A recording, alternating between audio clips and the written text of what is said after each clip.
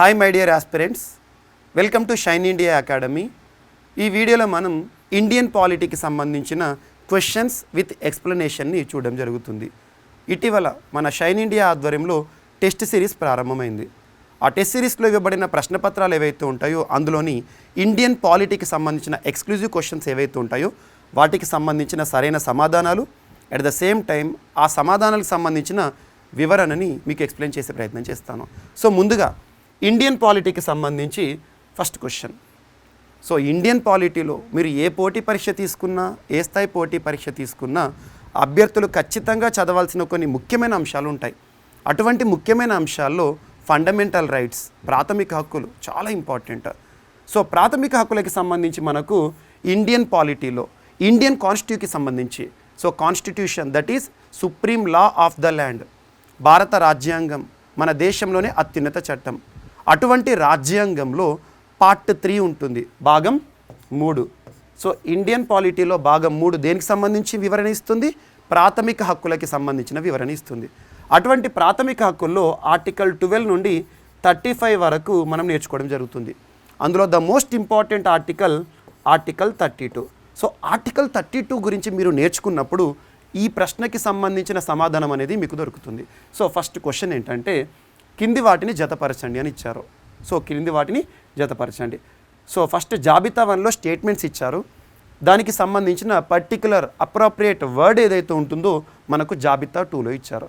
So first వచ్చేసి ఒక public పదవిని పొందటానికి జారీ చేసే ఆదేశం ఏంటి అన్నారు. సెకండ్ వచ్చేసి దిగువ కోర్టుల్లోనూ లేక ట్రిబ్యునల్లోనూ కేసు విచారణను తక్షణం నిలిపివేసి ఆ కేసును తనకు లేదా మరొక కోర్టుకి బదిలీ చేయాలని చెప్పే ఆజ్ఞ ఏంటి అని అంటున్నారు. నెక్స్ట్ థర్డ్ వచ్చేసి దిగువ న్యాయస్థానాలు లేదా ట్రిబ్యునల్ తమ అధికార పరిధిని మించి వారిని నిరోధించడానికి ఉన్నత న్యాయస్థానాలు జారీ చేసే రిట్ ఏంటి అని అడుగుతున్నారు. నెక్స్ట్ ఫోర్త్ స్టేట్మెంట్ వచ్చేసి ఎవరైనా ఒక ప్రభుత్వ అధికారి తాను చేయవలసిన విధులను విస్మరిస్తే ఆ విధులను నిర్వర్తించమని ఉన్నత న్యాయస్థానం ఏ ఉత్తర్వుని జారీ చేస్తుంది, ఏ రిట్ని జారీ చేస్తుంది అని అంటున్నారు. లాస్ట్, ఒక వ్యక్తి యొక్క అరెస్ట్ చట్టబద్ధమా కాదా అనేది నిర్ణయించుటకు ఉన్నత న్యాయస్థానాలు జారీ చేసే రిట్ లేదా ఆజ్ఞ ఇది అంటున్నారు. అంటే ఇక్కడ మొత్తంగా అర్థమైంది ఏంటి? దీనికి సంబంధించి మనకు రిట్ల పైన క్వశ్చన్ అడగడం జరిగింది. రిట్లకి సంబంధించిన వివరణ మీరు ఏ ఆర్టికల్లో భాగంగా చూస్తారు? ఆర్టికల్ 32. సో ఆర్టికల్ 32 మనకు ప్రాథమిక హక్కులు అనేవి ఏవైతే ఉంటాయో అవన్నీ కూడా లైఫ్తో ఉండాలి, జీవంతో ఉండాలి అంటే ఒక ఆర్టికల్ మనకు మ్యాండేటరీ, చాలా ఇంపార్టెంట్. సో ప్రాథమిక హక్కులన్నింటినీ సంరక్షించే ఒక ఆర్టికల్ 32, రాజ్యాంగ పరిహారపు హక్కు, ప్రాథమిక హక్కులను సంరక్షించే హక్కు అంటాం.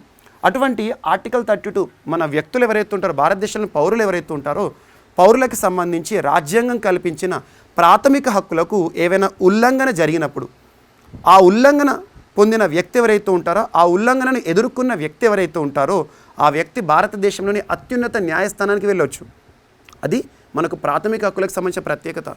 ఎవరైనా ఒక పౌరుడు తనకు రాజ్యాంగం కల్పించిన హక్కుల ఉల్లంఘనను గనక ఎదుర్కొన్నప్పుడు, హక్కులు అనేవి సక్రమంగా అమలు కానప్పుడు, హక్కుల్లో లోపం జరిగింది, హక్కులు అనేవి నాకు అమల్లో లేకుండా పోయాయని చెప్పేసి దేశంలోనే అత్యున్నత న్యాయస్థానమైన సుప్రీంకోర్టుకి వెళ్ళొచ్చు, ఆర్టికల్ 32. అదే హైకోర్టు కూడా వెళ్ళొచ్చు, అదేంటి? ఆర్టికల్ 226 గుర్తుంచుకోండి. సో ఇక్కడ ఆర్టికల్ 32లో భాగంగా ఎవరైతే ప్రాథమిక హక్కులకి సంబంధించి ఉల్లంఘన పొందబడిన వ్యక్తి ఎవరైతే ఉంటారో లేదా ప్రాథమిక హక్కులు అనేవి ఎవరికైతే సక్రమంగా అమలు కాలేదో, ప్రాథమిక హక్కుల ఉల్లంఘనను ఎదుర్కొంటున్నారో వారిని సంరక్షించడానికి సుప్రీంకోర్టు రిట్లను జారీ చేస్తుంది ఆర్టికల్ 32లో భాగంగా. ఆ రిట్లకి సంబంధించిన వివరణ. సో ఒక్కొక్క రిట్ చూద్దాం. ఒక వ్యక్తి యొక్క అరెస్ట్ చట్టబద్ధమా లేదా అని చెప్పడానికి మనకు హేబియస్ కార్పస్ అనే ఒక రిట్ ఉంటుంది. హేబియస్ కార్పస్ అంటే లిటరల్ మీనింగ్ ఏంటి, అర్థం ఏంటి? You may have the body, you may have the body. So ఇక్కడ ఏమంటున్నాను, ఒక వ్యక్తి యొక్క అరెస్ట్ చట్టబద్ధమా కాదా అనేది నిర్ణయించుటకు ఉన్నత న్యాయస్థానాలు లేదా సుప్రీంకోర్టు లేదా హైకోర్టు, సుప్రీంకోర్టు అయితే 32, హైకోర్టు అయితే 226 జారీ చేసే రిట్ ఏంటిది? Habeas corpus. నెక్స్ట్, ఎవరైనా ఒక ప్రభుత్వ అధికారి తాను చేయవలసిన విధులను విస్మరిస్తే ఆ విధులను నిర్వర్తించమని ఉన్నత న్యాయస్థానం జారీ చేసే ఆజ్ఞ. ఇక్కడ కీవర్డ్ ఇది ఆర్డర్ అంటాం. ఆర్డర్ అంటే ఏంటి? మనకు ఇక్కడ ఆర్టికల్ 32లో మాండమస్, సో మనకి ఒక ప్రభుత్వ అధికారి తాను చేయవలసిన విధులను గనక విస్మరిస్తున్నారనుకోండి, ఆ పని చెయ్యి అని చెప్పేసి ఉన్నత న్యాయస్థానం ఆ వ్యక్తిని, ప్రభుత్వ ఉద్యోగిని లేదా ప్రభుత్వాధికారిని ఆదేశించడం. ఆదేశం, ఆర్డర్ అంటే అర్థం ఏంటి? మాండమస్. So D. నెక్స్ట్, దిగువ న్యాయస్థానాలు లేదా ట్రిబ్యునల్ తమ అధికార పరిధిని మించి పనిచేసినప్పుడు వారిని నిరోధించడానికి ఉన్న న్యాయస్థానాలు జారీ చేసే రిట్ ఏంటంటున్నారు అంటే నిరోధించడం. ఇక్కడ చూడండి, నిరోధించడానికి పదం ఉంది, మనకు కీవర్డ్స్ వెతికితే సమాధానం దొరుకుతుంది. నిరోధించడం అంటే అర్థం ఏంటి? ప్రొహిబిషన్. So prohibition. నెక్స్ట్ వచ్చేసేసి దిగువ కోర్టుల్లోనూ లేక ట్రిబ్యునల్లోనూ కేసు విచారణను తక్షణం నిలిపివేసడం అంటే నిరోధించడం, ప్రొహిబిషన్ జారీ చేయడం. నిలిపివేసి ఆ కేసుని మరొక కోర్టుకి బదిలీ చేయమని చెప్పేసి, అంతకంటే అత్యున్నత న్యాయస్థానానికి బదిలీ చేయమని జారీ చేసే రిట్. సో అత్యున్నత న్యాయస్థానం, అంతకంటే అత్యున్నతం అంటే ఏంటి? మనం ఇంగ్లీష్లో ఒక పదం ఉంటుంది, సుపీరియర్. సుపీరియర్కి మనకు రాజ్యాంగంలో మనకు రిట్లలో భాగంగా ఒక పదాన్ని నేర్చుకుంటాం. అదేంటి? సెర్ష్యూరరీ. సెర్ష్యూరర్ అంటే ఉన్నత న్యాయస్థానానికి బదిలీ చేయడం. ఇక్కడ రెండు పదాలు మీకు వివరణ కావాలి. ప్రొహిబిషన్ అంటేనేమో విచారణలో ఉన్న కేసుని నిలిపివేయమని అత్యున్నత న్యాయస్థానం దిగువ న్యాయస్థానానికి ఇవ్వడం. నిలిపివేసిన కేసుని దానికంటే ఉన్నత న్యాయస్థానానికి బదిలీ చేయమని అడగడాన్ని ఏమంటాము? ఆజ్ఞను జారీ చేయడం ఏమంటాం? సెర్ష్యూరరీ. ఈ రెండు పదాలు చూడండి. నెక్స్ట్ ఇంకొకటి, ఒక పబ్లిక్ పదవి ఏదైతే ఉంటుందో, ఒక పబ్లిక్ పదవిని పొందటానికి జారీ చేసే ఆదేశం ఏంటి? Quo warranto. By what authority? So గుర్తుంచుకోండి, దీనికి ఆన్సర్ ఏంటి? సో ఫస్ట్ దానికి ఏ ఉండాలి, second B, third C, fourth D, fifth E. ఈ ఆన్సర్స్ అన్నీ కూడా మనకి మ్యాచ్ అయిన ఆన్సర్ ఏంటి? So C is the right answer. So గుర్తుంచుకోండి, ఒక పబ్లిక్ పదవిని పొందడానికి జారీ చేసే ఆదేశాన్ని కోవారెంటో అంటాం. దిగువ కోర్టుల్లోనూ లేక ట్రిబ్యునల్లోనూ కేసు విచారణను తక్షణం నిలిపివేసి ఉన్నత న్యాయస్థానానికి బదిలీ చేయమంటే ఏమంటాము? సుపీరియర్ కోర్టుకి అంటే సెర్ష్యూరరీ. దిగువ న్యాయస్థానాల్లో లేదా ట్రిబ్యునల్లో ఒక కేసు విచారణ జరుగుతున్నప్పుడు దిగువ న్యాయస్థానం పైన ఆ కేసుని నిలుపుదల చేయండి, ఆపండి అని నిరోధించడానికి జారీ చేసేది ఏంటి? ప్రొహిబిషన్. నెక్స్ట్, ఎవరైనా ఒక ప్రభుత్వ అధికారి తాను చేయవలసిన విధులను విస్మరించినప్పుడు ఆర్డర్, మాండమస్. సో ఒక ప్రభుత్వ లేదా ఒక వ్యక్తి యొక్క అరెస్ట్ చట్టబద్ధమా కాదని చెప్పడానికి ఏంటి? Habeas corpus. గుర్తుంచుకోండి. సో ఇది మనకు ఫస్ట్ క్వశ్చన్ సంబంధించి, అంటే ఇక్కడ మనకు క్వశ్చన్ పేపర్లో 118 క్వశ్చన్ గుర్తుంచుకోండి. అండ్ నెక్స్ట్, ప్రాథమిక హక్కులకి సంబంధించి రిట్లకి సంబంధించిన ఒక క్వశ్చన్ని చూసాం మనం. అలాంటి క్వశ్చన్ తర్వాత మనకు ప్రాథమిక హక్కులకు సంబంధించి ఇంకొక క్వశ్చన్ కూడా ఉంది, దాన్ని కూడా దీనికి కంటిన్యూషన్గా లింక్ చేశాను. క్వశ్చన్స్ని కూడా ఒక క్వశ్చన్తో ఇంకో క్వశ్చన్ లింక్ చేసి చెప్తున్నాను. సో ఇక్కడ simple question, fact based question, direct facts, ఇందులో కాన్సెప్ట్ ఏమీ లేదు. కాకపోతే కాన్సెప్ట్ మనకు తెలిసినప్పుడు ఇది సులభంగా గుర్తిస్తాం. Single line answer. ప్రాథమిక హక్కులు ఎంతో ఉన్నతమైనవి మరియు స్థిరమైనవి కనుక పార్లమెంట్ ప్రాథమిక హక్కులను కుదించే అధికారం కానీ తీసివేసే అధికారం కానీ లేదని సుప్రీంకోర్టు ఏ కేసులో తీర్పునిచ్చింది? సో గుర్తుంచుకోండి, Golaknath case. So Golaknath case అనగానే మనకు ప్రాథమిక హక్కులకు సంబంధించి ఒక ప్రత్యేకమైన కేసు. వాస్తవానికి 1967 అనేది ఒక మైల్ స్టోన్ ఇయర్. దేశ రాజకీయాల్లో కానివ్వండి, ప్రాథమిక హక్కులకి సంబంధించి కానివ్వండి, మనకు 1967 గోలక్నాథ్ కేసు అనేది చాలా ఇంపార్టెంట్. ఈ కేసు గురించి మనము క్లాస్లో, ఆఫ్లైన్ క్లాస్లో మనం డిస్కస్ చేయడం జరిగింది. గోలక్నాథ్ కేసుని గురించి మనం నేర్చుకున్నప్పుడు రాజ్యాంగ మౌలిక స్వరూపం ఇవన్నీ మనం నేర్చుకుంటాం. రాజ్యాంగ మౌలిక స్వరూపం, ఆదేశిక సూత్రాలు, ప్రాథమిక హక్కులకి మధ్య conflict, article 39 clause B, article 39 clause C, మరియు రాజ్యాంగంలో ఆర్టికల్ 19లో పొందుపరచబడిన ఆస్తి హక్కుకి సంబంధించి వైరుధ్యం ఏర్పడిన సందర్భాల్లో సుప్రీంకోర్టు ఇచ్చిన తీర్పులు ఏంటి, సజ్జన్ సింగ్ కేసు, వీటికి కొనసాగింపుగా మనం చూస్తూ ఉంటాం. ఈ ప్రశ్నకి సమాధానంగా గోలక్నాథ్ కేసుని చెప్పవచ్చు. సో గుర్తుంచుకోండి. అండ్ నెక్స్ట్, పార్టీ ఫిరాయింపులు. ఫస్ట్ క్వశ్చన్ని ఎగ్జామినేషన్ హాల్లో క్వశ్చన్ని ఫేస్ చేసినప్పుడు, క్వశ్చన్ని చదివినప్పుడు ఆ క్వశ్చన్లో ఇవ్వబడిన కీవర్డ్స్ని ఐడెంటిఫై చేయండి. కీవర్డ్స్ని ఐడెంటిఫై చేసిన తర్వాత ఆ టాపిక్కి సంబంధించి కాన్స్టిట్యూషన్లో మనకు దానికి లింక్గా ఉండే అన్ని రాజ్యాంగ సవరణలు కానీ, కేసులు కానివ్వండి, ఇవన్నీ కూడా రావాలి. షెడ్యూల్స్ కానీ, పార్ట్స్ కానీ రావాలి. సో ఇక్కడ ఏమంటున్నాను, పార్టీ ఫిరాయింపుల నిరోధక చట్టానికి సంబంధించి క్రింది వాటిని పరిగణించండి. పార్టీ అంటే ఒకటి ఇచ్చిన స్టేట్మెంట్స్ 4 ఇచ్చారు. ఆ 4 స్టేట్మెంట్స్లో సరైన సమాధానాన్ని ఎంచుకోమని చెప్తున్నారు. సో సరైన సమాధానాలు ఏమేమి ఉన్నాయో చూద్దాం. సో పార్టీ ఫిరాయింపు కారణంగా ఫస్ట్ పార్టీ ఫిరాయింపులకు సంబంధించి బేసిక్గా మనం కాన్స్టిట్యూషన్ని చదువుతున్నప్పుడు ఏం నేర్చుకుంటాము? Schedule 10 of Indian constitution. భారత రాజ్యాంగంలో 10వ షెడ్యూల్ దేని గురించి చెప్తుంది? పార్టీ ఫిరాయింపులు, యాంటీ డిఫెక్షన్స్ గురించి చెప్తుంది. పార్టీ ఫిరాయింపుల గురించి చెప్తుంది, యాంటీ డిఫెక్షన్ సంబంధించి. యాక్చువల్గా మన రాజ్యాంగం అమల్లోకి వచ్చినప్పుడు when the constitution came into force, that is on January 26th, 1950, ఆ రోజు రాజ్యాంగంలో పొందుపరిచిన షెడ్యూల్స్ ఎన్ని? 8 షెడ్యూల్స్ ఉండే. కానీ ప్రస్తుతం ఎన్ని ఉన్నాయి? 12 షెడ్యూల్ ఉన్నాయి. 8 తర్వాత రాజ్యాంగంలో చేర్చబడిన షెడ్యూల్ గురించి నేర్చుకున్నప్పుడు 9, 10, 11, 12 4 షెడ్యూల్స్ ఉన్నాయి. అంటే రాజ్యాంగంలో మార్పు జరిగింది, రాజ్యాంగంలో కొత్తగా షెడ్యూల్స్ని జోడించారు. కాబట్టి ఏ రాజ్యాంగ సవరణ ఆధారంగా ఆ షెడ్యూల్ని జోడించారు ఫస్ట్ అది గుర్తుంచుకోండి. ఇక్కడ మీకు 10th షెడ్యూల్ అంటున్నాను.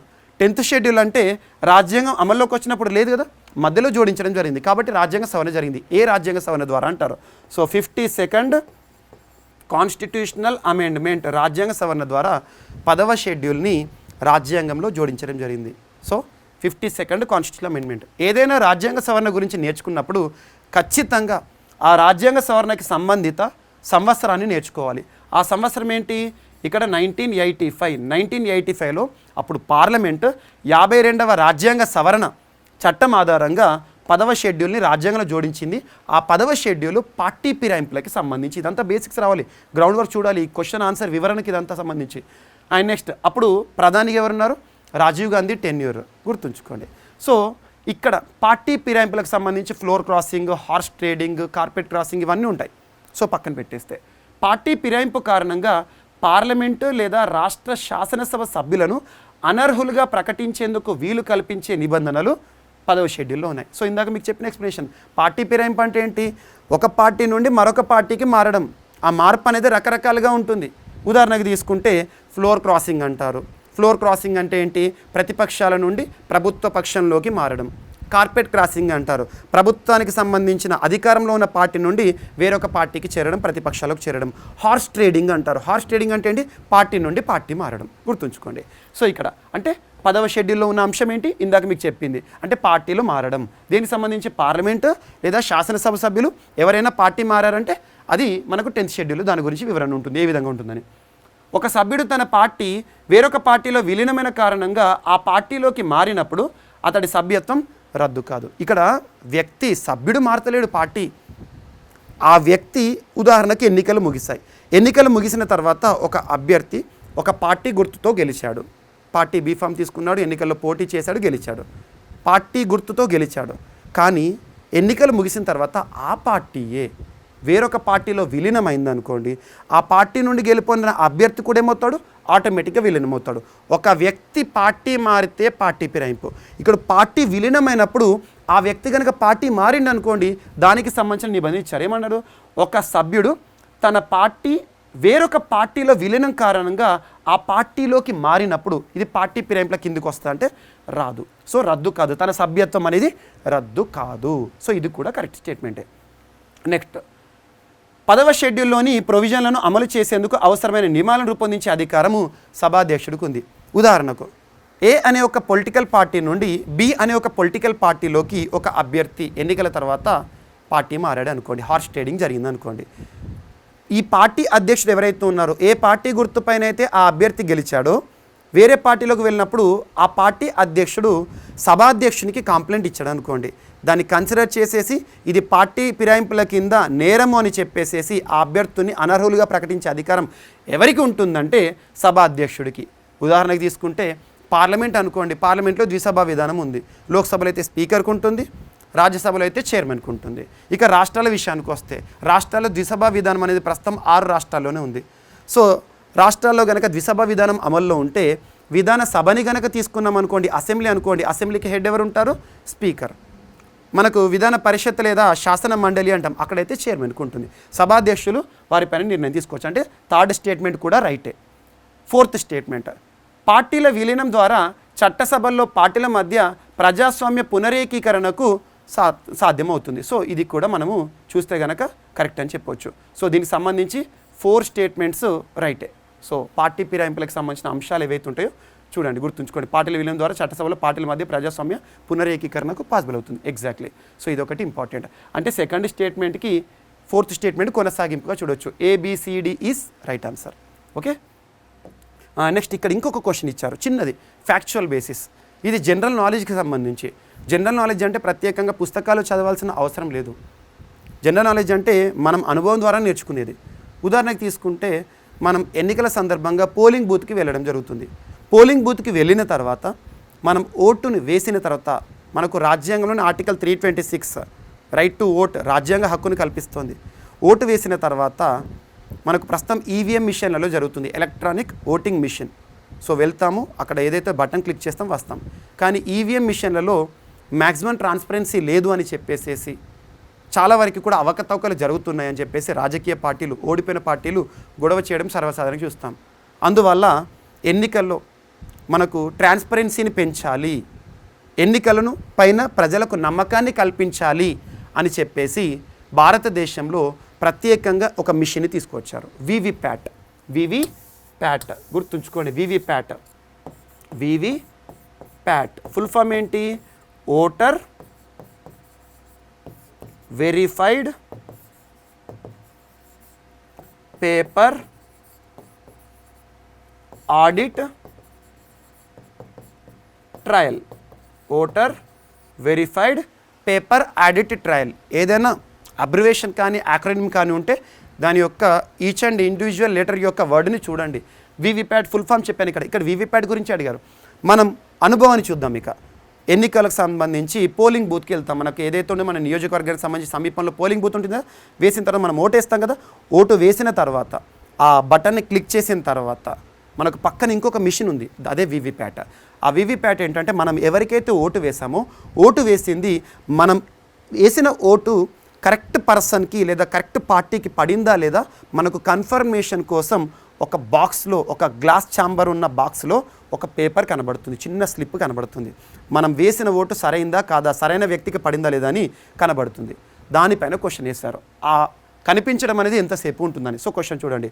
ఓటు వేసిన వెంటనే ఏ అభ్యర్థికి ఓటు పడిందో ఆ అభ్యర్థికి సంబంధించిన వరుస సంఖ్య, పేరు, ఎన్నికల గుర్తు, ముద్రించిన కాగితం ఒకటి వివిప్యాట్ యంత్రానికి అమర్చిన పారదర్శక అద్దం వెనకాల ఎన్ని సెకండ్ల పాటు కనబడుతుంది. This is very very important. అంటే ఇంత బేసిక్గా అడుగుతున్నారు ఎగ్జామ్స్లో కూడా. చూడండి, మనకి ఏవైతే ఉంటాయో కాంపిటేటివ్ ఎగ్జామినేషన్లో, అత్యున్నత పోటీ పరీక్షల్లో కూడా స్టాండర్డ్ దృష్టిలో ఉంచుకొని ఇటువంటి పేపర్స్ మనకి ఇవ్వడం జరుగుతుంది.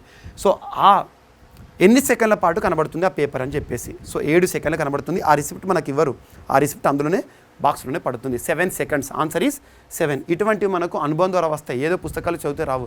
అండ్ ఓటు వేసినప్పుడు మన ఫింగర్ పైన, ఏ వేలు పైన ఆ ఇంకుని పూస్తారు, ఆ ఇంక్ పేరేంటి, ఆ ఇంకులో ఉండే రసాయనం ఏంటి, వీటిపైన కూడా క్వశ్చన్స్ చేయొచ్చు. బేసిక్గా చూడండి. అండ్ నెక్స్ట్ మనకు రాజ్యాంగ పరిషత్కి సంబంధించి, రాజ్యాంగ పరిషత్ అంటే ఏంటి? మనకు రాజ్యాంగం ఏదైతే ఉంటుందో భారతదేశంలోని అత్యున్నత చట్టమైన రాజ్యాంగం అనేది రాజ్యాంగ పరిషత్తులో రూపుదిద్దుకుంది. రాజ్యాంగ పరిషత్తులోని సభ్యులు ఎవరైతే ఉంటారో మన రాజ్యాంగ రూపకల్పనలో కీలక పాత్ర పోషించారు. అటువంటి రాజ్యాంగ రూపకల్పనలో భాగంగా రాజ్యాంగ పరిషత్తులో కొన్ని కమిటీస్ ఉన్నాయి. అటువంటి కమిటీస్కి సంబంధించిన ఇక్కడ క్వశ్చన్ ఉంది. సో క్రింది కమిటీలను, ఆ కమిటీలకు సంబంధించి అధ్యక్షులను జతపరచండి అని చెప్పారు. సో ఒక్కొక్క కమిటీ గురించి చూద్దాం.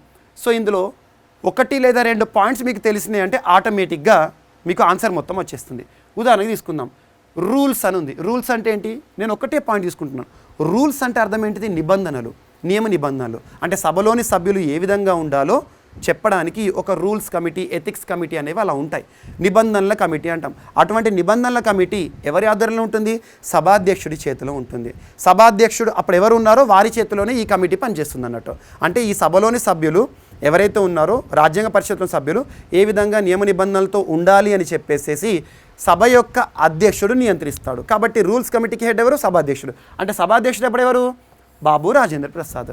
రాజ్యాంగ పరిషత్కి అధ్యక్షత వహించి బాబు రాజేంద్ర ప్రసాద్ కదా. సో ఇది ఈజీగా దొరుకుతుంది. ఏదన్నా ఒక పాయింట్ చూడండి, దానికి మ్యాచ్ అయ్యే ఆన్సర్ ఇక్కడ ఎక్కడ ఉందో దాని ఎలిమినేషన్ విధానాన్ని మీరు తీసుకురండి. ఇక్కడ డి ఎన్నిట్లలో ఉంది? ఒకటే దాని, అంటే 4th దానికి డి అనేది ఒకటే ఆప్షన్ ఉంది. సింపుల్ చూడండి, ఒక పాయింట్ దొరికితే మీకు మొత్తం సమాధానం మొత్తం వచ్చేసినట్టే. ఇక మిగతా చూడాల్సిన అవసరం లేదు. బట్ మనం ఇక్కడ మిగతా చూద్దాం. అంటే ఏదైనా ఒకటి మనకు తెలిసింది ఉంటే దానికి మ్యాచింగ్ అనేది ఈ ఆన్సర్లో మ్యాచ్ అవుతుందా, మిగతా ఎలిమినేట్ చేయండి. అవి 2 లేదా 3 ఉంటే వాటిపైన మళ్ళీ కొనసాగించండి. నెక్స్ట్ మైనారిటీలు. మైనారిటీలకి సంబంధించి అధ్యయనం చేయడానికి రాజ్యాంగ పరిషత్తు కమిటీని వేసింది. ఒక మైనారిటీ ఆధ్వర్యంలో వేసింది. ఆ మైనారిటీ ఎవరు? హెచ్సి ముఖర్జీ. హెచ్సి ముఖర్జీని 5తో మ్యాచ్ అయ్యే ఆప్షన్ ఉందా లేదా చూడండి. సో 5 హెచ్సి ముఖర్జీ ఒకటే ఒక ఆప్షన్ ఉంది, only 1 option. Next house committee Pattabhi Sitaramayya, so కరెక్టే. కేంద్ర రాజ్యాంగ కమిటీ జవహర్లాల్ నెహ్రూ, సో కరెక్టే. కేంద్ర రాజ్యాంగ అంటేనేమో జవహర్లాల్ నెహ్రూ. రాష్ట్ర అన్నాడు అనుకోండి మనకి సర్దార్ వల్లభాయ్ పటేల్ వస్తారు.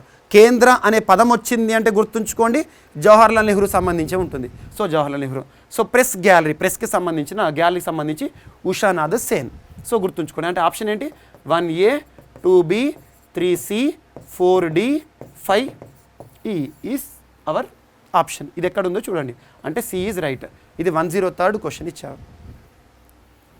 నెక్స్ట్ మనకి ఇంకొక క్వశ్చన్ కనుక చూస్తే, సో ఇక్కడ మనకి పార్లమెంటరీ కమిటీకి సంబంధించి, పార్లమెంటరీ కమిటీకి సంబంధించి మనకు కేంద్ర కమిటీ విధులకి సంబంధించిన ఒక క్వశ్చన్ ఇచ్చారు. ఆ కమిటీకి సంబంధించిన విధుల కనుక అబ్జర్వ్ చేస్తే మనకు పార్లమెంటరీ వ్యవహారాల కమిటీ పార్లమెంట్లో ప్రభుత్వ వ్యవహారాల ప్రగతిని పరిశీలిస్తుంది. That is right. పార్లమెంటరీ కమిటీల గురించి అన్నట్టు పార్లమెంట్లో ప్రస్తుతము కొన్ని కమిటీలు పనిచేస్తూ ఉంటాయి, స్టాండింగ్ కమిటీస్ అని, అడ్హాక్ కమిటీస్ అని, వాటికి సంబంధించిన ప్రశ్న. రాజకీయ వ్యవహారాల కమిటీ దేశ విధాన లేదా విదేశీ విధానపరమైన వ్యవహారాలను వ్యవహరిస్తుంది, రైట్. అండ్ నియామకాల కమిటీ ఏదైతే ఉంటుందో కేంద్ర సెక్రటేరియట్లో ప్రభుత్వ రంగ సంస్థలో, బ్యాంకులో, ఆర్థిక సంస్థలు ఉన్నత నియమనం చేస్తుంది, కరెక్టే. సో ఇది ఏదైతే ఆల్మోస్ట్ అన్ని ఆప్షన్స్ ఇక్కడ కరెక్ట్ ఇవ్వడం జరిగింది. అండ్ నెక్స్ట్ ఆర్టికల్ మనకి క్వశ్చన్ నెంబర్ 114 కేంద్ర రాష్ట్రాల మధ్య పన్నులు విధించే అధికారం. కేంద్ర రాష్ట్రాల మధ్య పన్నులు విధించే అధికారానికి సంబంధించి ప్రస్తుతం భారతదేశంలో జిఎస్టీ అనేది చాలా ఇంపార్టెంట్. జిఎస్టీ, ఇక్కడ జిఎస్టీ గురించి చెప్పేసి ఈ క్వశ్చన్కి ఎక్స్ప్లెనేషన్ ఇద్దాం. జిఎస్టీ అంటే ఏంటి? Goods and services tax. GST goods and services tax, వస్తు సేవల పన్ను. భారత రాజ్యాంగం అమల్లోకి వచ్చినప్పుడు జిఎస్టీ లేదు. జిఎస్టీకి సంబంధించి రాజ్యాంగ సవరణ చేయడం జరిగింది. ఆ రాజ్యాంగ సవరణ ఏంటి? 101వ రాజ్యాంగ సవరణ చట్టం. 101వ రాజ్యాంగ సవరణ చట్టం 2016 రాజ్యాంగంలో ఒక ఆర్టికల్ను పొందుపరచడం జరిగింది, ఆర్టికల్ 279A. సో ఆర్టికల్ పక్కన క్యాపిటల్ లెటర్స్ ఉన్నాయంటే అది ఆర్టికల్ మధ్యలో వచ్చింది అన్నట్టు, రాజ్యాంగం అమలుకి వచ్చినప్పుడు లేదు, రాజ్యాంగ సవరణ ద్వారా చేర్చారన్నట్టు. సో ఆర్టికల్ 279 ఏం చెప్తుంది? జిఎస్టీ కౌన్సిల్ గురించి చెప్తుంది, వస్తు సేవల పన్నుకు సంబంధించిన కౌన్సిల్, జిఎస్టీ కౌన్సిల్ 279A. ఇవన్నీ గుర్తుంచుకోండి. ఇక జిఎస్టీ అమల్లోకి వచ్చింది ఎప్పటి నుండి? 2017 జూలై 1 నుండి జిఎస్టీ చట్టాన్ని తీసుకొచ్చేసేసి వివిధ పన్నుల స్లాబుల ఆధారంగా తీసుకొచ్చారు. జిఎస్టీ అనేది ఒక పరోక్ష పన్ను. ఇది జిఎస్టీకి సంబంధించిన బేసిక్స్. ఇక్కడ ఏమి ఇచ్చారో చూద్దాం. 101వ రాజ్యాంగ సవరణ చట్టం, సో మ్యాచ్ అయింది. జిఎస్టీ అనగానే మనకు గుర్తుకు రావాల్సింది ఏంటి? 101వ రాజ్యాంగ సవరణ చట్టం. 101వ రాజ్యాంగ సవరణ చట్టం వస్తు మరియు సేవల పన్నుల చట్టాలు నిర్వహించడానికి పార్లమెంటు రాష్ట్ర చట్టసభలకు ఉమ్మడి అధికారం. ఎస్, జిఎస్టీ అనేది ఉమ్మడి అధికారం, that is right, indirect tax. Next కేంద్ర జాబితాలో పేర్కొన్న 15 అంశాలపై పన్నులు విధించే అధికారము కేవలం పార్లమెంట్కే కలదు, సో ఇది రాంగ్. రాష్ట్ర జాబితాలో పేర్కొన్న 18 అంశాలపై పన్నులు విధించే అధికారం కేవలం రాష్ట్రాలు, దిస్ ఇస్ రైట్. 10వ ఆర్థిక సంఘం సూచనలకి సంబంధించి అమలు చేయటకై 80వ రాజ్యాంగ సవరణ, 80వ రాజ్యాంగ సవరణ పన్నులకు సంబంధించింది, దట్ ఈస్ రైట్. సో ఇది కరెక్టే. అంటే ABD ఉండే ఆన్సర్ మనకు రైట్. So ABD. సో యాక్చువల్గా ఒక నిమిషం. సో కేంద్ర జాబితాలో పేర్కొన్న 15 అంశాలపైన విధించే అధికారం ACD, అంటే B ఉండకూడదు, B లేని సమాధానం మనకు రైట్ ఆన్సర్. A అంటే B ఎలిమినేటెడ్, CD ఉండాలి. So B is right answer, B is right answer. ఎందుకంటే సెకండ్ ఆప్షన్ మనం ఇక్కడ ఎలిమినేట్ చేసాం ఆల్రెడీ. సో A ఉంది రైట్, C ఉంది, D ఉంది. అంటే ACD అనేది ఏదైతే ఆన్సర్ ఉంటుందో అది మన answer. So B is right answer. And next ఇక్కడ రాష్ట్రాల యొక్క పేర్లు, ఇవి మనకు బేసిక్స్ జీకేకి సంబంధించి. ఏ దేశంలో రాష్ట్రాలను ఏ పేర్లతో పిలుస్తారని ఇచ్చారు. సో చూద్దాం ఇక్కడ. సో స్విట్జర్లాండ్లో క్యాంటోన్స్ అంటారు, అడ్మినిస్ట్రేటివ్ యూనిట్స్ అంటారు, అడ్మినిస్ట్రేటివ్ యూనిట్స్. స్విట్జర్లాండ్లో అడ్మినిస్ట్రేటివ్ యూనిట్స్ రాష్ట్రాలను మనం ఏ పేరుతో పిలుస్తామంటే క్యాంటోన్స్, రైట్. క్యాంటోన్స్ అనగానే స్విట్జర్లాండ్, మీకు రీజనింగ్లో కూడా ఇస్తారు, అనాలజీలో ఇస్తారు ఇటువంటివి. సో క్యాంటన్స్ అంటే ఏ దేశంలో రాష్ట్రాలు అడ్మినిస్ట్రేటివ్ యూనిట్స్ పేరు అంటే స్విట్జర్లాండ్, గుర్తుంచుకోండి. మన ఇండియాలో స్టేట్స్ అంటాం. కెనడాలో ప్రావిన్స్లు అంటాం, దట్ ఈస్ రైట్. కెనడాలో ఒక్కొక్క రాష్ట్రాన్ని ప్రావిన్స్ అనే పేరుతో పిలుస్తాం. అమెరికాలో స్టేట్స్ అంటాం, so United states of America, that is right. So జపాన్లో రిపబ్లిక్స్ ఈజ్ రాంగ్. జపాన్లో రిపబ్లిక్స్ అని పిలువం, గుర్తుంచుకోండి. సో ఫస్ట్ 3 రైట్ కాబట్టి ఆటోమేటిక్గా 4th wrong. So wrongly enclosed ఏదైతే ఉంటుందో ఒకటి మనం గుర్తించాల్సి ఉంటుంది. అండ్ నెక్స్ట్ 106 క్వశ్చన్, కింది వ్యాఖ్యలను పరిశీలించండి. రాజ్యాంగానికి భాష్యం చెప్పడమే న్యాయ సమీక్ష ఉద్దేశం అని చెప్పారు. న్యాయ సమీక్ష అంటే ఏంటి? మన రాజ్యాంగం పైన కామెంట్ చేసే అధికారం, రాజ్యాంగానికి సంబంధించి ఎలాంటి వివాదాలైనా కూడా న్యాయ వ్యవస్థ మాత్రమే పరిశీలిస్తుంది, సమీక్ష చేస్తుంది. రాజ్యాంగ సమీక్ష ఎవరు చేస్తున్నారు? న్యాయ వ్యవస్థ, న్యాయ సమీక్ష. సో న్యాయ సమీక్షకు సంబంధించిన డెఫినేషన్ ఇచ్చారు. రాజ్యాంగానికి భాష్యం చెప్పడమే న్యాయ సమీక్ష ఉద్దేశం. That is right. రాజ్యాంగాన్ని సమర్థించి నిలబెట్టే బాధ్యత సుప్రీంకోర్టు న్యాయమూర్తులకు, అంటే సుప్రీంకోర్టుకు అప్పగించారు. రాజ్యాంగాన్ని సమీక్షించే అధికారం ఎవరు ఉంటుంది? న్యాయ వ్యవస్థకు. న్యాయ వ్యవస్థలోని అత్యున్నత న్యాయస్థానం ఏది? Supreme court. So second also right. Next, న్యాయమూర్తి సయ్యద్ షా మహమ్మద్ ఖురేషి సమీక్షను 4 కేటగిరీలో వర్గీకరించారు. సో ఇటువంటి వర్గీకరణ ఏం లేదు. So that is wrong. చట్టం యొక్క చెల్లుబాటుని స్పష్టంగా చెప్పగల అధికారం మరియు బాధ్యత మరియు విధి న్యాయమూర్తులకు ఉంటుంది, అంటే న్యాయ వ్యవస్థకు ఉంటుంది. న్యాయమూర్తులు అంటే ఏంటి? న్యాయ వ్యవస్థకు ఉంటుంది. A, B, D ఈ 3 ఉండేది మన ఆన్సర్ కావాలి. సో ఫస్ట్ కాదు. So second is right, ABD is right. So 106 క్వశ్చన్కి B is right answer. Next ఇక్కడ డైరెక్ట్ ఆర్టికల్స్ పైన క్వశ్చన్ ఇచ్చారు. ఆర్టికల్స్ పైన సర్వసాధారణంగా ప్రస్తుతం ఇటీవల కాలంలో జరుగుతున్న ఎగ్జామినేషన్లో నేరుగా ఆర్టికల్స్ పైన క్వశ్చన్స్ అడగడం అనేది చాలా రేరు, అత్యంత అరుదు. సో కానీ కొన్ని ఆర్టికల్స్ ఏవైతే ఉంటాయో ఆర్టికల్స్ పైన అడగవచ్చు. ఆర్టికల్స్ చాలా వరకు కూడా మనం ఎక్కువగా పరిశీలించము, అటువంటి వాటిపైన ఇస్తున్నారు. సో ఇక్కడ ఆర్టికల్స్ పైన క్వశ్చన్ ఇచ్చారు, కానీ కొంత టఫ్ క్వశ్చన్ ఇది. సో ఇక్కడ చూద్దాము. సభ్యుల జీతభత్యాలు. ఏ సభ్యుల జీతభత్యాలు? పార్లమెంట్ సభ్యుల జీతభత్యాలు. పార్లమెంట్ సభ్యులకు సంబంధించి ఎంత జీతం వస్తుంది, ఏ విధంగా వస్తుంది, అదంతా కూడా పార్లమెంట్ నిర్ణయిస్తుంది. సో ఏ ఆర్టికల్? 106 right answer. సభ్యుల జీతభత్యాలు అనే అంశం, పార్లమెంట్ సభ్యుల జీతభత్యాలు ఎవరు నిర్ణయిస్తారు, అవన్నీ కూడా ఏ ఆర్టికల్లో ఉంటుంది అంటే మనకు 106లో ఉంటుంది. అదే మనం షెడ్యూల్లో చూసుకుంటే సెకండ్ షెడ్యూల్లో ఉంటుంది, గుర్తుంచుకోండి. 2వ షెడ్యూల్ జీతభత్యాలకు సంబంధించి, 3వ షెడ్యూల్ ప్రమాణ స్వీకారాలు చూడండి. And next vote on account. Vote on account అంటే ఏంటి? పూర్తి కాలం గనక వీలు కానప్పుడు తాత్కాలిక సమయం, కొంత సమయం కోసం ఉద్దేశించిన బడ్జెట్ని ఇనిషియేట్ చేయడం. బడ్జెట్, తాత్కాలిక బడ్జెట్ని ఓటాన్ అకౌంట్ అంటాం. తాత్కాలిక బడ్జెట్ ఓటాన్ అకౌంట్ ఏ ఆర్టికల్లో ఉంటుంది? Article 116. So annual budget, annual financial statement, annual అంటే వార్షిక, పూర్తికాలం ఒక ఆర్థిక సంవత్సరాన్ని ఉద్దేశించిన బడ్జెట్ యాన్యువల్ ఫైనాన్షియల్ స్టేట్మెంట్ అది 112లో ఉంటుంది. ఎన్నికల సమయంలో కానీ ఎన్నికల సంవత్సరంలో కానీ పూర్తికాల బడ్జెట్ ప్రవేశపెట్టనప్పుడు మనకు తాత్కాలిక బడ్జెట్ని ప్రవేశపెడతారు, అదేమో vote on account. Vote on account article 116 correct. And next పార్లమెంట్లో వాడవలసిన భాష, పార్లమెంట్లో ఏ విధంగా ఏ పదాలను వాడాలి, ఎలా ఉచ్చరించాలి, ఇవన్నీ కూడా మనకు ఏ ఆర్టికల్లో ఉంటుందంటే ఆర్టికల్ 120లో ఉంటుంది. నెక్స్ట్ వార్షిక ఆర్థిక ప్రకటన. ఇందాక చెప్పాను బడ్జెట్ అనే పదం రాజ్యాంగంలో లేదు. బడ్జెట్ అనే పదం ఏ విధంగా మెన్షన్ చేశారంటే annual financial statement. Annual financial statement, వార్షిక ఆర్థిక నివేదిక, అదే బడ్జెట్. ఏ ఆర్టికల్ 112 రైట్. రాష్ట్రపతి యొక్క ప్రత్యేక ప్రసంగం.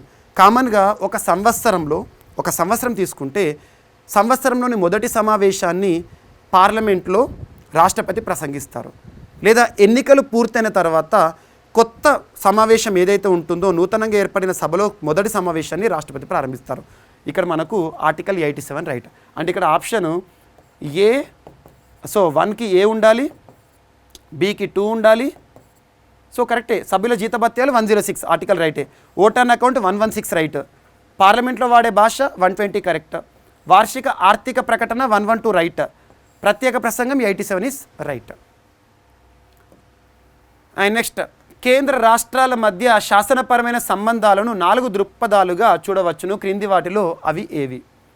రాష్ట్ర శాసనసభపై కేంద్రం నియంత్రణ చేయకూడదు. So this is wrong. కేంద్ర శాసన మరియు రాష్ట్ర శాసనాల ప్రాదేశిక విస్తృతి రైట్, కరెక్టే. రాష్ట్ర అంశాలపై పార్లమెంటుకు శాసనాధికారం ఉంటుంది, కొన్ని ప్రత్యేక పరిస్థితుల్లో ఉండొచ్చు. ఆర్టికల్ 249, 250, 251 ఇటువంటి చూడవచ్చు. సో ఉంటుంది. నెక్స్ట్ శాసన అధికారాల విభజన. కేంద్ర రాష్ట్ర సంబంధాల గురించి మనకి ఏ షెడ్యూల్ చెప్తుంది? 7th షెడ్యూల్ చెప్తుంది.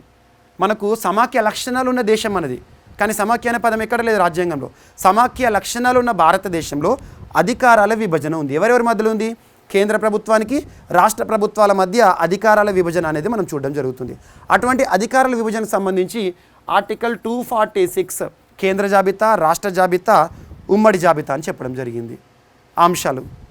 మరియు ఈ అధికారాల విభజన కూడా ఆర్థిక అధికారాలని, కార్యనిర్వాహక అధికారాలు లేదా పరిపాలన అధికారాలు లేదా మనకి ప్రత్యేకంగా శాసనాధికారాలు, లెజిస్లేటివ్ పవర్స్, ఎగ్జిక్యూటివ్ లేదా అడ్మినిస్ట్రేటివ్ పవర్స్ లేదా ఫినాన్షియల్ పవర్స్, ఇలా మనం డివైడ్ చేయడం జరుగుతుంది. So financial powers, administrative powers and legislative powers. So ఇక్కడ శాసనాధికారాల విభజన గురించి చెప్పాడు. ఇక్కడ మనకు లేని ఆప్షన్ ఎలిమినేషన్లో పోయింది ఏంటంటే ఓన్లీ 1, మిగతాయి correct. BCD is right. BCD ఉండే ఆప్షన్ ఎక్కడుంది? So C is right answer. And next, కేంద్ర రాష్ట్ర సంబంధాల అధ్యయనంతో పాటు రాష్ట్రాలకు అత్యంత స్వయం ప్రతిపత్తి కొరకు తీసుకోవాల్సిన చర్యలు సూచించుటకు 1969లో డాక్టర్ రాజమన్నార్ అధ్యక్షతన త్రిసభ్య కమిటీని తమిళనాడు ప్రభుత్వం నియమించింది. ఇక్కడ మనకు చూడండి క్వశ్చన్లో స్టేట్మెంట్స్ వస్తున్నాయి, క్వశ్చన్ని జాగ్రత్తగా చూడండి. ఇక్కడ ఏమంటున్నాం? రాజమన్నార్ అధ్యక్షతన దేనిపైన అధ్యయనం చేయడానికి? సెంటర్ స్టేట్ రిలేషన్స్, కేంద్ర రాష్ట్ర సంబంధాలపై అధ్యయనం చేయడానికి ఏ ప్రభుత్వం వేసిందంట? తమిళనాడు ప్రభుత్వం. ఇక్కడ చూడండి, మీకు సమాచారం ప్రశ్నలోనే మనకు సమాచారం వస్తుంది. ఇవి మీరు చదవండి, మీకు ఎగ్జామ్లో రావచ్చు. కేంద్ర రాష్ట్ర సంబంధాల్లో భాగంగా రాజమన్నార్ కమిటీని తమిళనాడు ప్రభుత్వం ఏ సంవత్సరంలో వేసిందంటారు? 1969. లేదా రాజమన్నార్ అధ్యక్షతన త్రిసభ్య కమిటీని ఎవరేశారంటారు? తమిళనాడు. ఎందుకోసం అంటారు? సో ఇక్కడ చూడండి 3 పాయింట్స్. తమిళనాడు ప్రభుత్వం. అయితే ఈ కమిటీలోని ఇతర సభ్యులు ఎవరు? బేసిక్ పాయింట్ అడిగారు. ఈ ప్రశ్నను అడగడం వెనుక ఉన్న ఉద్దేశం ఏంటంటే, రీసెంట్గా తెలంగాణ రాష్ట్రంలో అత్యున్నత పోటీ పరీక్ష అయిన TSPSC గ్రూప్ 1 ఎగ్జామినేషన్లో సర్కారియా కమిషన్లోని మెంబర్స్ ఎవరు అని చెప్పేసి అడిగారు. సో కాబట్టి ఈ ప్రశ్నలు ఇక్కడ మీకు వేరే రూపంలో చెప్పాము. సో ఈ త్రిసభ్య కమిటీ అంటే ఏంటి? 3 ఉండాలి. చిన్న లాజిక్. అందులో రాజమన్నారు ఒకరు, మిగతా 2 ఉంటారు కదా, ఆ 2 పేర్లు గుర్తిస్తే చాలు. సో ఇక్కడ ఎవరు? లక్ష్మణస్వామి ముదలియార్. ఫస్ట్ ఆప్షన్ దొరికింది మనకి. PC Chandra Reddy. That is right. So first option కనబడితే మనకు యాక్యురేట్, కరెక్ట్. 2 + 1 త్రిసభ్య committee. Next Sivaraman, SR Sen, వీళ్ళు సర్కారియా కమిషన్ సంబంధించి. సో మనకు అవసరం లేదు, first option A is right answer. And next, పంచాయతీరాజ్పై GVK రావు కమిటీ సిఫార్సులు ఏ విధంగా చేశారన్నారు. సో ఫస్ట్ థింగ్, పంచాయతీరాజ్ వ్యవస్థకి సంబంధించి కమిటీలపైన అధ్యయనం చేయాలి. మనకు Balwant Rai Mehta committee very very important. తర్వాత వేసిన అశోక్ మెహతా. ఇక్కడ బల్వంతరాయ్ మెహతా ఏం చెప్పారంటే మనకు 3 అంచెల విధానం అని చెప్పారు. పంచాయతీరాజ్ వ్యవస్థ పైన కేంద్ర ప్రభుత్వం వేసిన మొదటి కమిటీగా కూడా చెప్పుకోవచ్చు మనం. తర్వాత అశోక్ మెహతా కమిటీ 2 టైర్స్ అన్నారు. 2 అంచెల విధానం, గ్రామ వ్యవస్థ అవసరం లేదని చెప్పారు. తర్వాత మనకు GVK రావు కమిటీ ఉంది. ఏ ప్రభుత్వాలు వేసే కూడా గుర్తుంచుకోండి. బల్వంతరాయ్ కమిటీనేమో కాంగ్రెస్ ప్రభుత్వం వేసింది, అప్పుడు జవహర్లాల్ నెహ్రూ ప్రధానమంత్రి. నెక్స్ట్ అశోక్ మెహతా కమిటీని వచ్చేసేసి మనకు 1977 జనతా ప్రభుత్వం వేసింది. నెక్స్ట్ ఇక్కడ GVK రావు కమిటీ అంటే 1985లో వేశారు, అంటే రాజీవ్ గాంధీ ప్రభుత్వం. GVK రావు గ్రాస్ వితౌట్ రూట్స్ అని ఇటువంటి కొన్ని స్టేట్మెంట్స్ ఇచ్చారు. సో GVK రావు కమిటీ ఏం చెప్పింది, సిఫార్సులు గుర్తించాలి. జిల్లా స్థాయిలో జిల్లా పరిషత్కు ప్రజాస్వామ్య వికేంద్రీకరణ విధానంలో ముఖ్య స్థానాలను కేటాయించాలి. రైట్. GVK రావు కమిటీ చెప్పింది ఏంటంటే డిస్టిక్ ఇంపార్టెన్స్ ఇచ్చింది, డిస్టిక్ డీసెంట్రలైజేషన్ చేయమన్నారు. So that is right. Panchayati Raj సంస్థలకు ఎన్నికలను క్రమబద్ధంగా జరిపించాలి. నిర్ణీత కాల వ్యవధితో పంచాయతీరాజ్ వ్యవస్థలో ఎన్నికలు సక్రమంగా ప్రతి టెన్యూర్తో నిర్వహించాలని GVK రావు మొట్టమొదటిసారి చెప్పారు. That is right. గ్రామ పంచాయతీలకు ఎక్కువ ఆర్థిక వనరులు కల్పించాలని చెప్పలేదు. సో గ్రామ పంచాయతీల గురించి ఇతను చెప్పలేదు. ఇతను చెప్పింది డిస్టిక్ ఇంపార్టెన్స్ ఇచ్చారు GVK రావు. ఎస్సీలు, ఎస్టీలు మరియు మహిళలకు రిజర్వేషన్ కల్పించాలని చెప్పారు. కానీ గుర్తుంచుకోండి, ఎస్సీ, ఎస్టీ మరియు మహిళలకు రిజర్వేషన్ కల్పించాలని, ముఖ్యంగా ఎస్సీ, ఎస్టీ రిజర్వేషన్ గురించి మొదటగా చెప్పింది ఏంటంటే అశోక్ మెహతా కమిటీ. సో ఇది కాదు, అంటే option C eliminated, D eliminated, అంటే A, B ఉండే ఆన్సర్ మన సమాధానం. So D is right answer. D is right answer. అంటే జిల్లా స్థాయిలో జిల్లా పరిషత్కు ప్రజాస్వామ్య వికేంద్రీకరణ విధానంలో ముఖ్య స్థానాన్ని కేటాయించాలి. రైట్. జిల్లా అనే పదం వచ్చిందంటే GVK రావు. పంచాయతీరాజ్ వ్యవస్థలకు ఎన్నికలు సక్రమంగా, ఈ 2 మాత్రమే కరెక్ట్. ఇది మీకు 109 క్వశ్చన్లో ఇచ్చారు. అండ్ నెక్స్ట్ 102 క్వశ్చన్ సంబంధించి చూద్దాము. రాష్ట్ర పబ్లిక్ సర్వీస్ కమిషన్కి సంబంధించి అసత్య వాక్యం ఏది? స్టేట్ పబ్లిక్ సర్వీస్ కమిషన్, మనకు స్టేట్ పబ్లిక్ సర్వీస్ కమిషన్ ఒక్కొక్క రాష్ట్రానికి ఒక్కొక్క పబ్లిక్ సర్వీస్ కమిషన్ అనేది ఉంటుంది. పబ్లిక్ సర్వీస్ కమిషన్ ఉదాహరణకు TSPSC తీసుకోండి, లేదా APPSC తీసుకోండి. ఇక్కడ ఏమంటున్నాను, రాష్ట్ర పబ్లిక్ సర్వీస్ కమిషన్ని సభ్యులను గవర్నర్ నియమించినప్పటికీ వారు రాష్ట్రపతిచే తొలగించబడతారు. సో గవర్నర్ నియామకం, రాష్ట్రపతి తొలగింపు. దట్ ఈజ్ రైట్. రాష్ట్ర పబ్లిక్ సర్వీస్ కమిషన్ పరిధి నుండి పదవులను సర్వీసులను గవర్నర్ మినహాయించవచ్చును. Next state public service commission chairman సభ్యుల జీతాలు పెన్షన్లు కేంద్ర సంఘటిత నిధి నుండి చెల్లించబడతాయి. రాంగ్. కమిషన్ చైర్మన్ మరియు సభ్యుల పదవీ కాలం 5 సంవత్సరాలు కాదు 6 సంవత్సరాలు. That is wrong. రాష్ట్ర పబ్లిక్ సర్వీస్ కమిషన్ పరిధి నుండి సర్వీసులను గవర్నమెంట్ ఇస్తారు. సో ఫస్ట్ ఏ ఈజ్ రైట్. రాష్ట్ర పబ్లిక్ సర్వీస్ కమిషన్ చైర్మన్ని సభ్యులను గవర్నర్ నియమించినప్పటికీ రాష్ట్రపతి నియమించే అధికారం గవర్నర్కు ఉంటుంది. చైర్మన్ని సభ్యులను తొలగించే అధికారం రాష్ట్రపతికి. Right answer A is right. B ఏంటి, రాష్ట్ర పబ్లిక్ సర్వీస్ కమిషన్ పరిధి నుండి పదవులను సర్వీసులను గవర్నర్ మినహాయిస్తారు. సో ఇది కూడా రైటే. పబ్లిక్ సర్వీస్ కమిషన్ సంబంధించి జీతాలు పెన్షన్లను కేంద్ర సంఘటిత నిధి కాదు రాష్ట్ర సంఘటిత నిధి ఇస్తారు. అంటే ఆటోమేటిక్గా third option is wrong. Fourth ఏమంటున్నాను, కమిషన్ చైర్మన్ మరియు సభ్యుల పదవీ కాలం 5 సంవత్సరాలు కాదు 6 సంవత్సరాలు. అంటే సిడి లేనిది మనకు ఆన్సర్ ఏబి ఉండాలి. సో మనకు ఏబి ఎక్కడ ఉందో that will be the right answer. So గుర్తుంచుకోండి. ఓకేనా. నెక్స్ట్ సో ఇవి మనకు పాలిటీకి సంబంధించిన క్వశ్చన్స్. సో ఈ పాలిటిక్స్ సంబంధించిన క్వశ్చన్స్ ఏవైతే ఉంటే ఒకసారి చూడండి. సో క్వశ్చన్ పేపర్ ఎవరైతే ఉంటే టెస్ట్ సిరీస్లో పాల్గొనండి, రాయండి. సో మళ్ళీ మనం కలుద్దాం. Thank you.